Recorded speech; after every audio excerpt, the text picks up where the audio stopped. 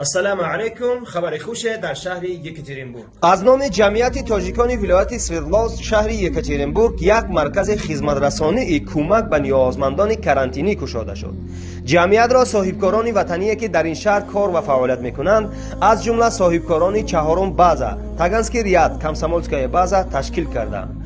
سراغای این مرکز کامسомольская بازا 71A شخصانی که در حقیقت نیازمندند میتوانند با همین رقم ها تماس و در همین رقم ها پیوستی واتساپ وجود دارد سراغه و رقم های تلفنشان را روانه کنند، حتما با شما تماس خواهند گرفت.